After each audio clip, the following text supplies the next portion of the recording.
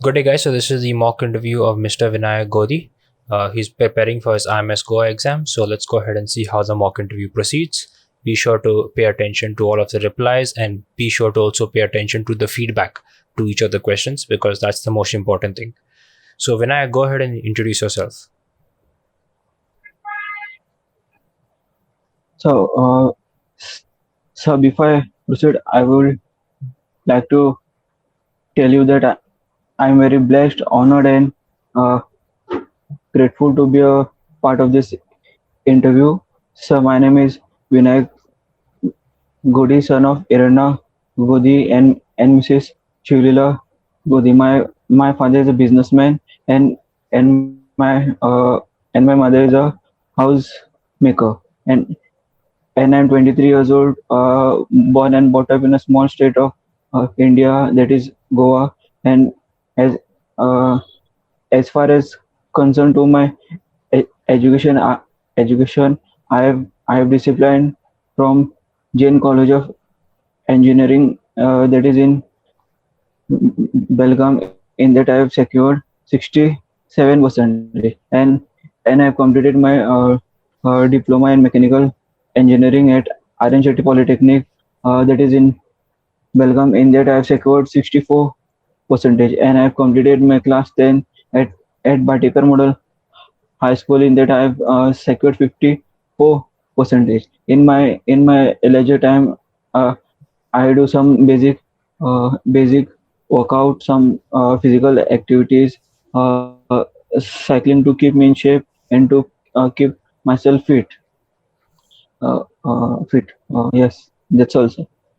Okay, so as you mentioned, your father has a business, all of that. So why not just go ahead and help your family business? Why do you want to join Merchant Navy? Uh, because my uh, father always taught me that to grow from nothing to everything, and I don't want to uh, uh, carry forward the this thing, legacy of my father's business, since my elder brother is in the same uh, since my elder brother is in the same business. So I wanted to something to I wanted always wanted to do something different, something challenging, and to do something challenging, something out of the box. And I always wanted to get a proper career, proper path for my future. And and I also wanted to stay strong, independent on my feet, and to fulfill my all the uh, desire and dreams on my own hard-earned money. Yes, that's all. Okay, so coming to the feedback here, you mentioned that you have a brother and stuff, but you have not specified that in your introduction. So siblings has to come in that as well. Okay. So usually you can structure it like where you're born and brought up, your name, and then you can just go into your family background. So how many brothers, sisters you have, what are your parents doing, etc. And then finally you can just come to your hobbies. So in your introduction, no need of specifying exactly how many marks you got in each of your different levels of education, because it tends to get slightly lengthy in that case. Okay, so now let's go to the next non-technical question. So let's say, for example, there is some kind of a lack of internet due to harsh weather or something that way on board a ship. What will you do with your free time?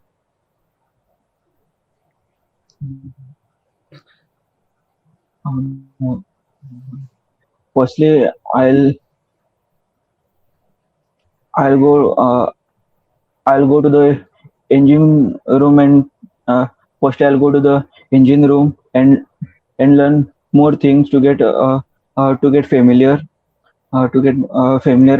and second thing, I will do some physical activities such as gymming and all.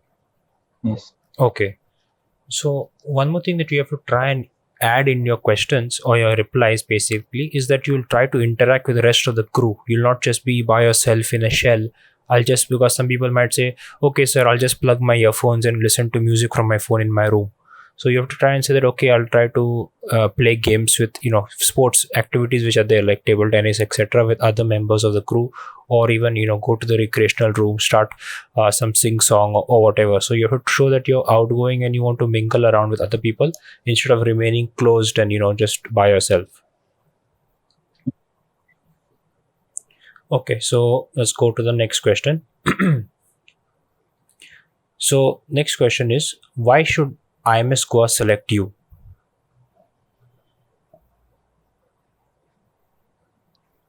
Mm,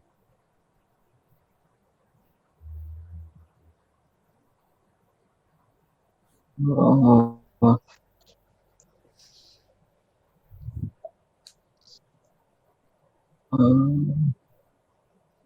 I So basically, this question is asking what is there in you that a college will like. So it doesn't really mean only IMS Goa. Same question can come: why should Anglo Eastern hire you? Why should Synergy hire you? Why should Great Eastern hire you? So what is the qualities that you have in you that will fit Merchant Navy very well, that will fit a college very well, is what you have to explain.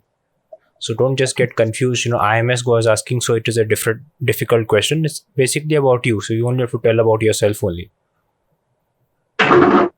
basically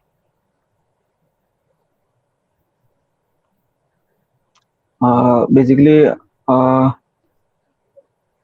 uh, whatever the whatever the thing situation is, uh, in very difficult situation also, I will not give up. And and and there is a quote by and there is a quote by this thing, quote by Steve Jobs. Stay hungry, stay foolish. This is what I apply in my day to day life. I'm more hungry to I'm more hungry to learn and to be where I belong to, and my weaknesses are weaknesses are I'm more to be a perfectionist. I bit little bit I bit work hard little bit, and uh, I don't uh, mm,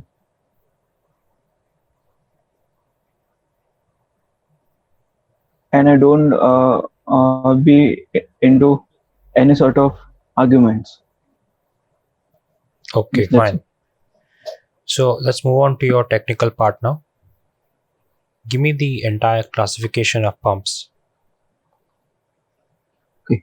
So basically, pumps are classified into two types. First is first positive displacement pumps. In rotodynamic pumps, there are two types: centrifugal pump. Three types: centrifugal pump, axial flow pump, and mixed flow pump. And in positive displacement pump, they are again classified in two types: uh, uh, reciprocating pump and rotary pump. In in reciprocating pump, there are diaphragm pump and piston pump. In piston pump, there are two types: single acting pump and double acting pump. And in rotary pump, there are low pump, gear pump, vane pumps, and and, and screw pump. Okay. Yes. So you have specified different types of pumps, etc. So go ahead and explain to me, in a gear pump, how is the flow of the fluid and how is pressure created?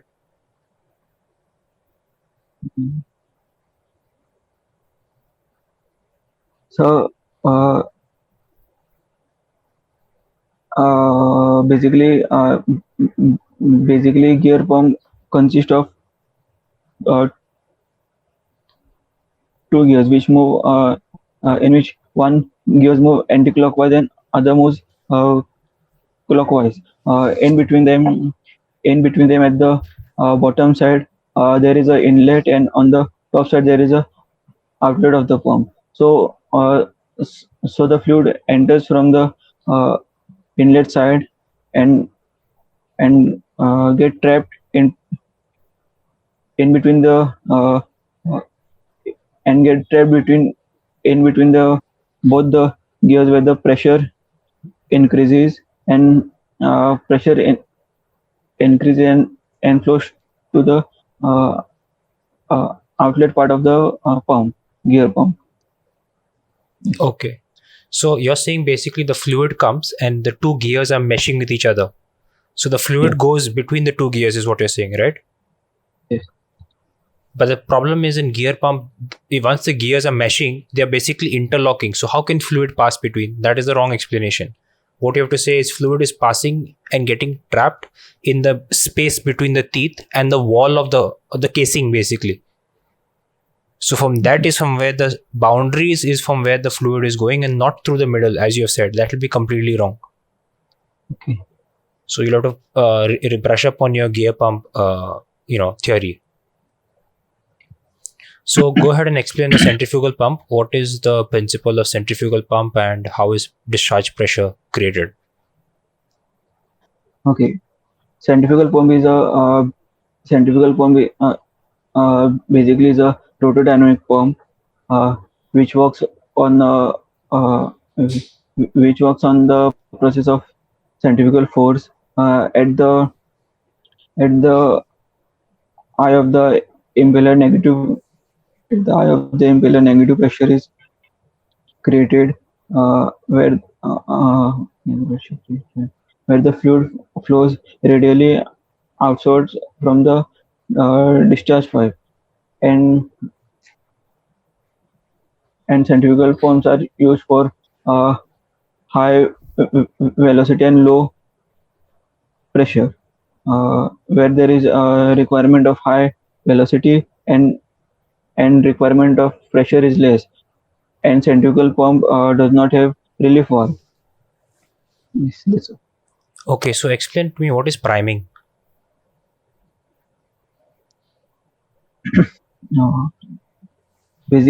Uh, basically priming is a process of removing the trapped air or gases of- from the centrifugal casing.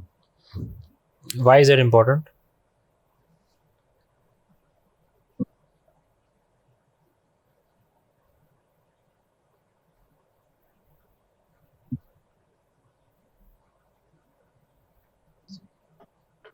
So basically the question is Uh, what will happen if there's air inside the centrifugal pump.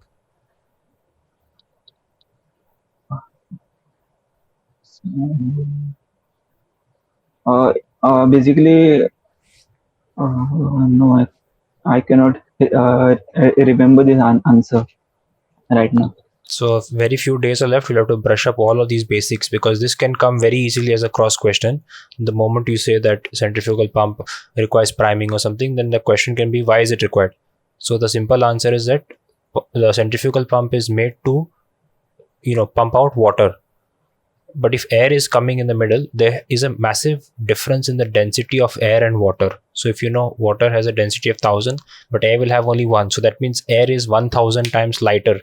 And in the centrifugal formula, the mass of the fluid plays a role. So if the density of your fluid is less, that means the total mass will also be less because volume inside of your pump is same. So what happens is basically you'll have less centrifugal force, which means there will not be enough suction taking place. So you'll not have that negative void being created also for more water to be sucked in. Plus air is compressible. So if any of the water which is coming in, it will not be able, the air which is there inside will not be able to push the water which is near the discharge side. So more water from the suction side also will not be able to come in. So these are the couple of issues, and it could also lead to some kind of cavitation to take place as well.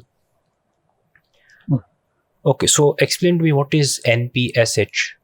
Why is it important?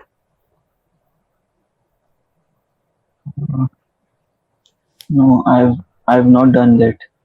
So this is also a very massive topic that can come as a question. Basically, first point is they can ask you regarding the NPSH formula. So they can say, tell me the formula, explain each term in the formula. Then they can tell you under what conditions of NPSHA will cavitation take place, if NPSHA is greater or is less than the required value. So you have to study all of this as well. Next question in pumps only is going to be, what is your stuffing box or the sealing box? What is the use of that?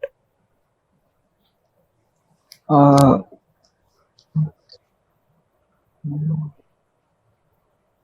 Basically, sealing box are consist of uh, packing, and in gland centrifugal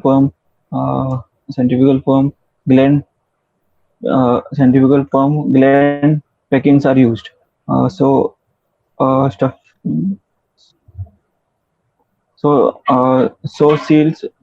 So seals or packing doesn't a- allow the fluid to move outside the uh, uh, outside where there is a shaft. Okay, fine. So you'll have to again brush up exactly, the sealing box where is located. So it is on the shaft and touching the casing where there's a slight clearance between the shaft and the casing. So exactly frame the question properly so that it doesn't look like you're taking too long to give a very simple answer. So next question is going to be now on boilers. Explain to me all of the boiler mountings and where they are located, whether on the top side, bottom side, etc. Uh, s- uh, firstly the boiler mountings are safety valve, feed check valve, air air vent cock, boiler blow water valve, and steam stop valve, vent cocks, uh, low low level water valve, and, and vacuum valve, and uh,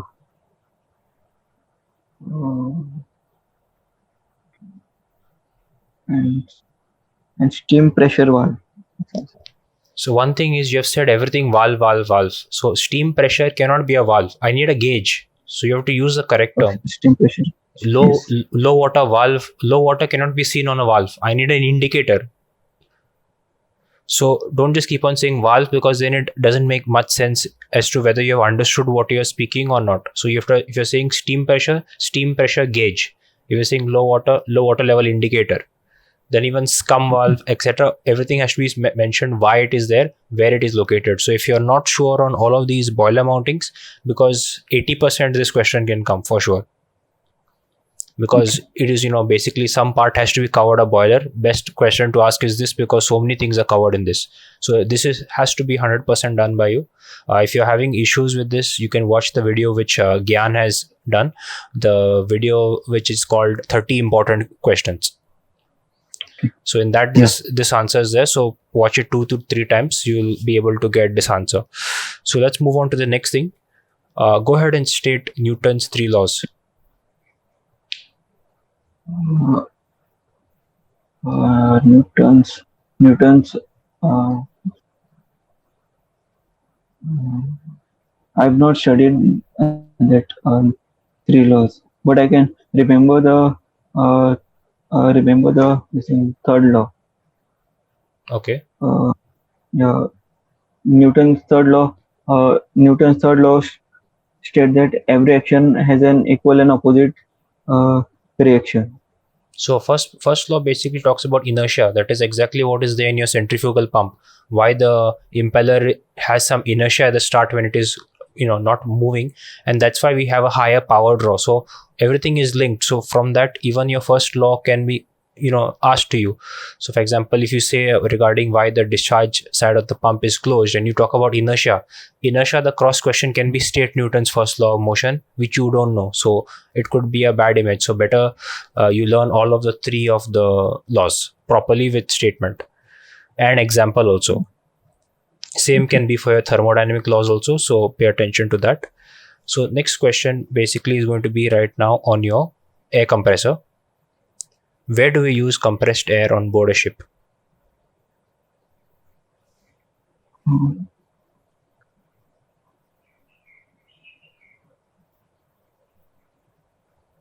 Compressed air are used to run the turbines on the board ship. Turbine and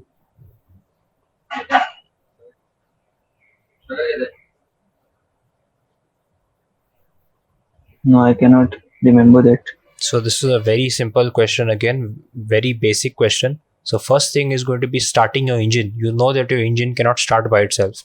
Even in real life, your engine cannot start by itself. You need to either press the start on your bike, or you have to give it a kick. So kick cannot be there. So you need such a big kick on a ship. So air becomes the kicking mechanism to crank your engine. So that's your first reply that they are looking for. And then there's multiple other things like driving all of your air driven tools, like those how you have in your tire shops, your gun to loosen and to tighten. You might have even seen in F1 racing how they use air in those things. So those kind of tools are there. Apart from that, all some valves etc which are pneumatic based, those are also going to be air driven. So a ton of things that you'll have to specify. Next, tell me the difference between two stroke and four stroke.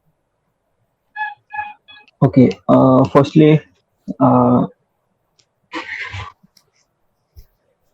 uh, uh, in two-stroke engine for uh, uh, one cycle is completed in one revolution, and in four-stroke one cycle is completed in two revolution of crankshaft, and in two-stroke mechanical efficiency is less. In four-stroke mechanical efficiency is more.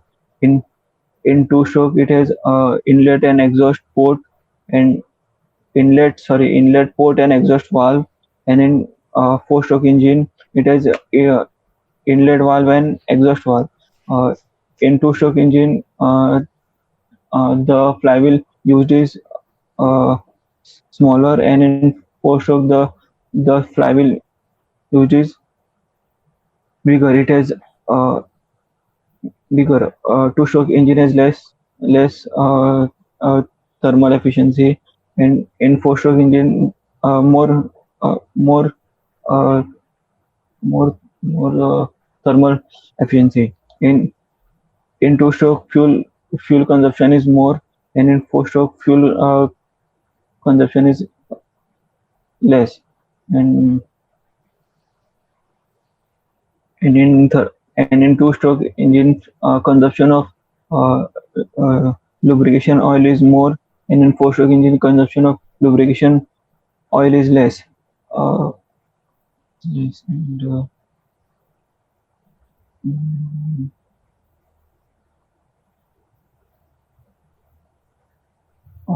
and two-stroke engine requires less space, and they are not too bulky, and four-stroke engine are bulky and requires more space. Yes, that's all. Okay, so a cross question to some of the points that you have mentioned.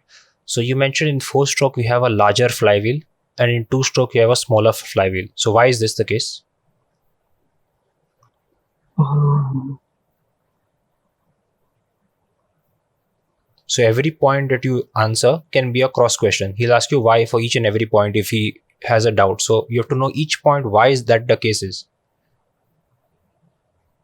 because in two-stroke engine the rotation of crankshaft is less, and the vibration are also less, and in four-stroke engine the rotation of crankshaft is more. So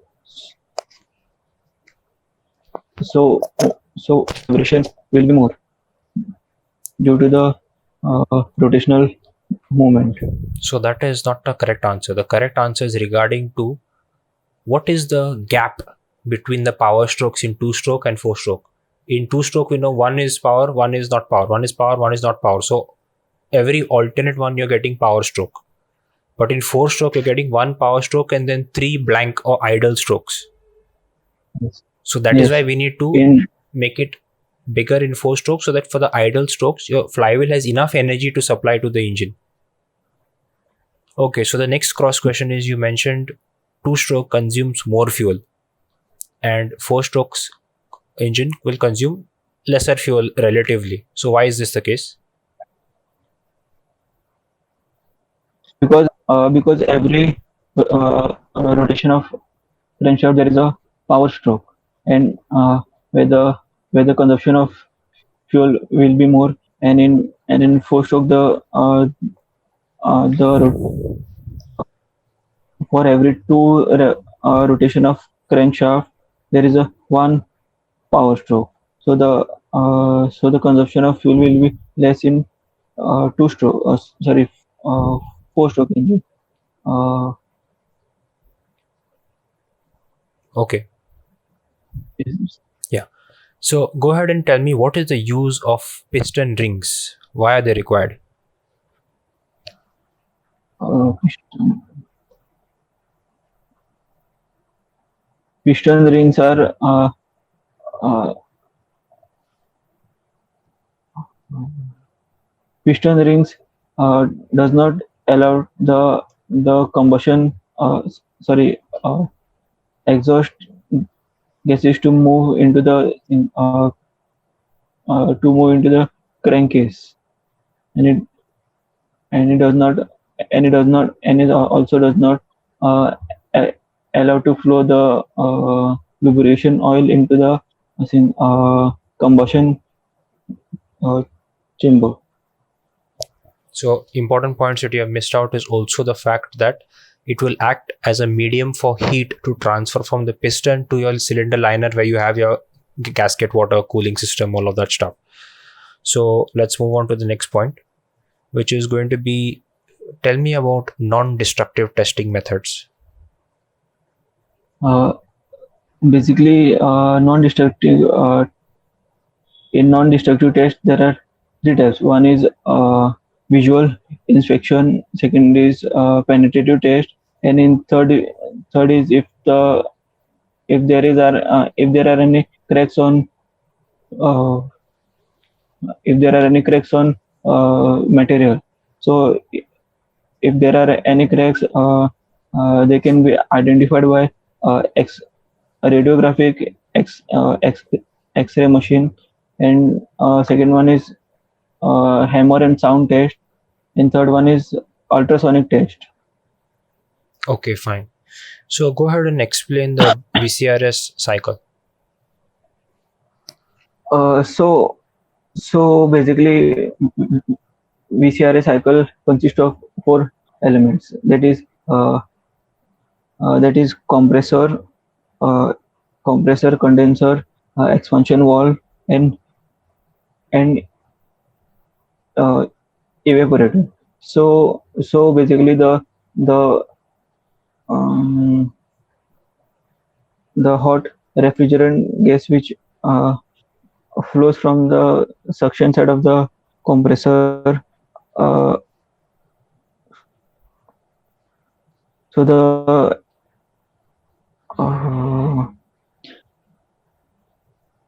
okay, uh, refrigerant gases uh, from the suction side of the compressor enters into the compressor, where it get compressed, and the pressure of the gases uh, increases. Then the exhaust sorry then the refrigerant gas is then passed to the condenser, where the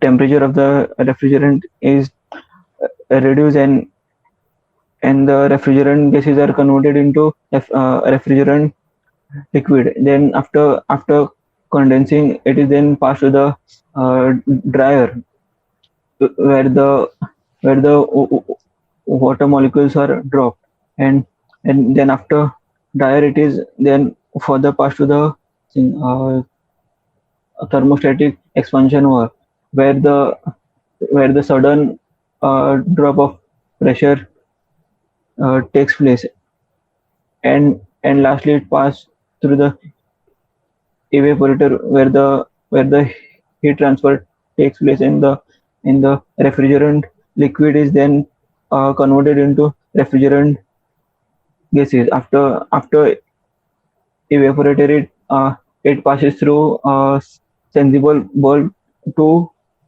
uh, compressor. Sensible bulb are uh, sensible bulb are a device which does not allow to flow the liquid to the compressor, since the liquid is in since the liquid is incompressible fluid, and the sensible bulb controls the flow of thermostatic expansion valve. That's all.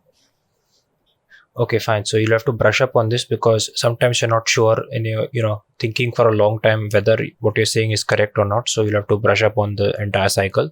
So finally, tell me about some machinery or some sort of equipments that are there on the ship that you know about.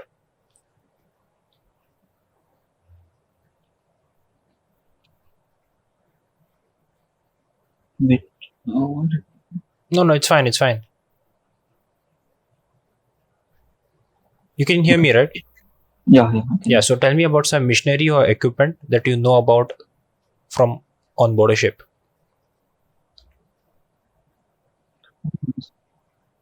Um,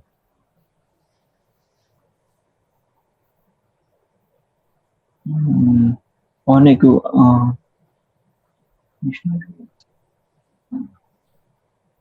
water tube boilers, uh, sorry, different types of boilers, uh, engine, main engine, uh, main engine, auxiliary engine, auxiliary engine. And,